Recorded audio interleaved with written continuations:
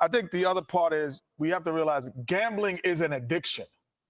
So the addiction of it is what makes you make illogical decisions. You have to realize gambling is an addiction. Why does Charles look like this? The addiction of it is what makes you make illogical decisions. So not because you make $9 million. There are people who are making, as the FBI director says, there's a man who lost $1.8 million. That means he has a lot of money. So he has an addiction. That's why Charles took it so lightly. Still the real AD. He's a gambler himself. And he's sitting here like, look at Damon Jones' face. He's sitting here just like rolling his eyes at the fact that Kenny Smith had an opinion about this. Those fish that they talk about that they were bringing in. So gambling is an addiction is what set Charles Barkley off. Is an addiction which can make you make illogical decisions regardless of your ethnic background, regardless of your physical background, and regardless of your financial status. So let's understand that. And I disagree in terms of the NBA dropping the ball. This is an ongoing investigation. There's no way that any FBI or police even would come to anyone and say, hey, this is what we're doing. This is the surprise element always makes it happen. So they cannot overextend the information that they're receiving. And this is about individuals. And last, and I'll let you talk, Chuck. I wish you would, because you're making me mad right here. Well, I can make you mad and you can make me mad. I just have my opinion. You're going to have yours. But I also think that because there are people who get speeding tickets doesn't mean everyone in the league speeds. And so don't look at this group of people that starting to get investigated as the entire league. I really just want this. You say the league dropped the ball on the Rozier part of it? Because they had already looked at it and said we didn't have enough, but not on the Chauncey. They didn't drop the ball on Chauncey. First of all, these are two different things. Yeah, exactly. It's two different things. So the league dropped the ball on Rozier, you Take say. Chauncey out the equation. All right. And the reason I'm mad at Kenny is, man, this ain't got nothing to do with damn gambling addiction. This ain't got nothing to do with addiction. These dudes are stupid. How can it have nothing to do with gambling addiction if the only reason why gambling exists to this day, 10,000 years of human existence, we've been betting on who can kill the cow the fastest, who can run up the fucking tree the fastest. We bet on everything. The last one back is a rotten egg. We bet on everything since we were kids. And then the older you get, the more the stakes become higher. What the hell is Charles Barkley talking about? Yo, clearly he's upset with Kenny Smith saying gambling addiction is what drove this. I don't know if he's ever had a conversation with Charles Barkley off the air about gambling addiction, but obviously Charles Barkley has some problems. He's talked about spending millions on gambling, losing millions. They had the golfer back in the day, big dude, Daly, lost millions on gambling. This ain't no joke. Charles Barkley even uttering this is insane. Why are they stupid? Under no circumstances can you fix basketball games. Under no circumstances. I love to gamble. The notion, like, Rozier makes $26 million. Him betting, Darlene, what's going giving on? people information or he makes how much? Him bet, like, Rozier makes $26 million.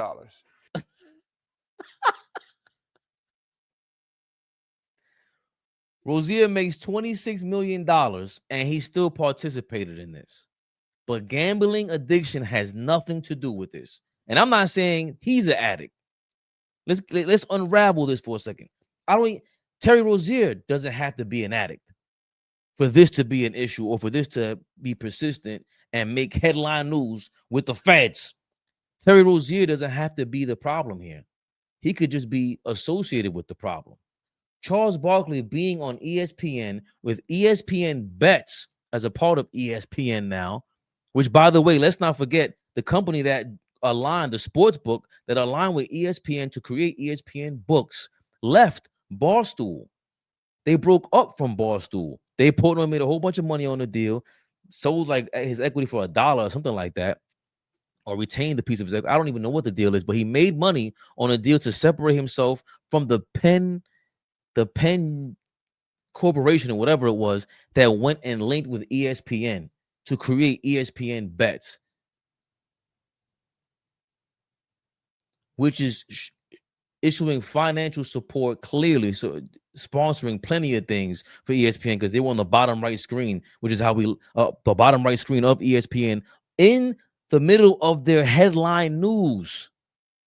That's where the ESPN Bet thing is at. I'll get to that in a second, Cherokee. You read my mind. We're on the same page, man.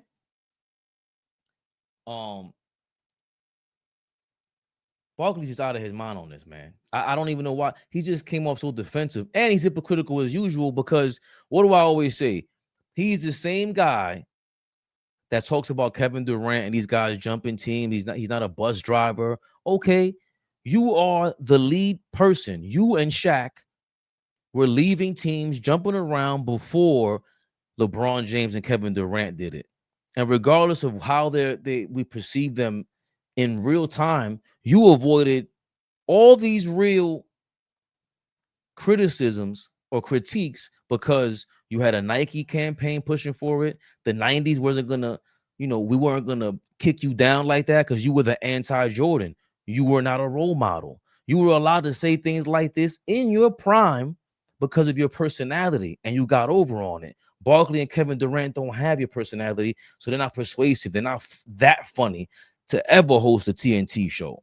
That's where guys with a personality like this, they can get over on people because they're entertaining, and they can make you think that gambling addiction has nothing to do with a gambling scandal in the NBA. This is just stupid people. There's a couple of stupid people. That's all.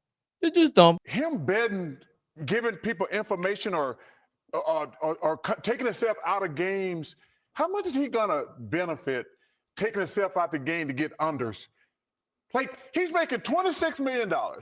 The notion he gave, how much of these guys he gave a head up, he took himself out of games on prop bets. How much money is he gonna make? Well, if he did that, you're proving my point. What do you mean? Right. He is proving your point because it's now showing it's a sickness.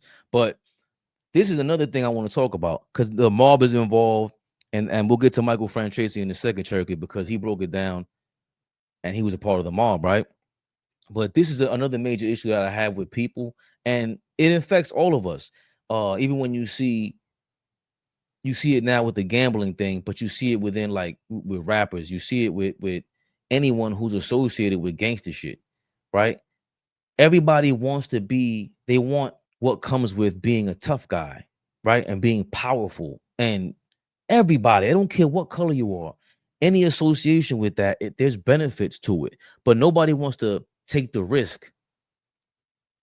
Nope, I guess no pun intended, but pun intended in this one, right? And I believe the association for Terry Rozier and these guys should just sit down at a spot for Chauncey Billups.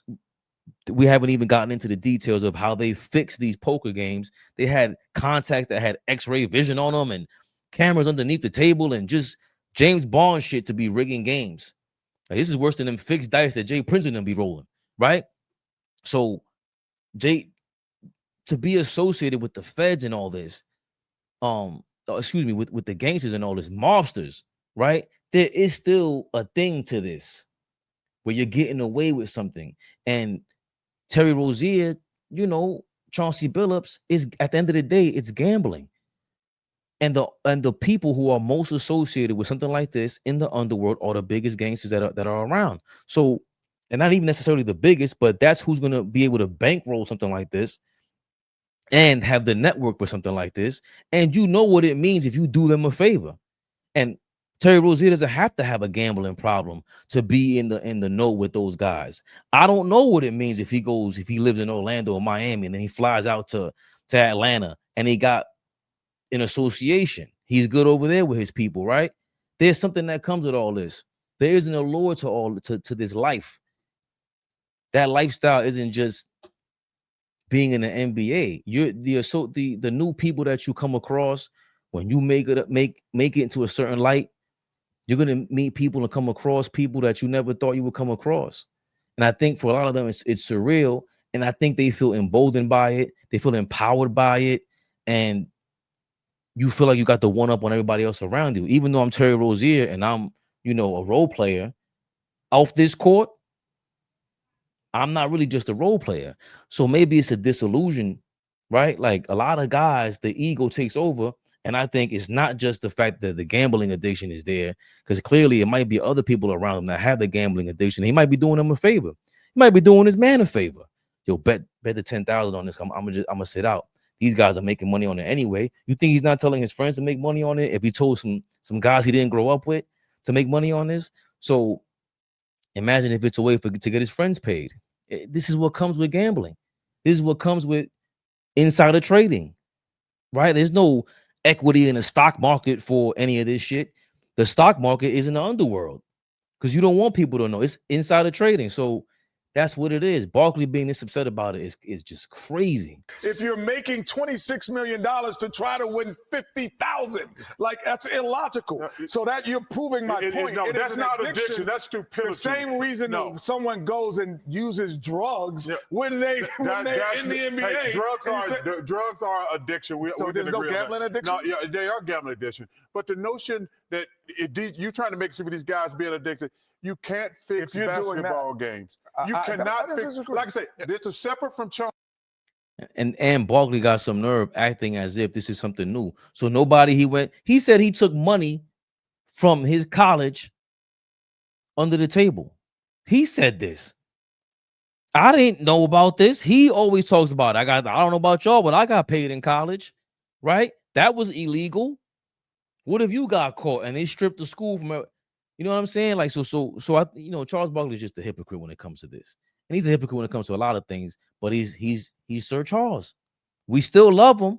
This is part of the problem about being human. There are certain people who have that persuasive personality that we're going to keep watching. AllBall TV. They scared, but I'm not. They don't like comentario. Y suscribe.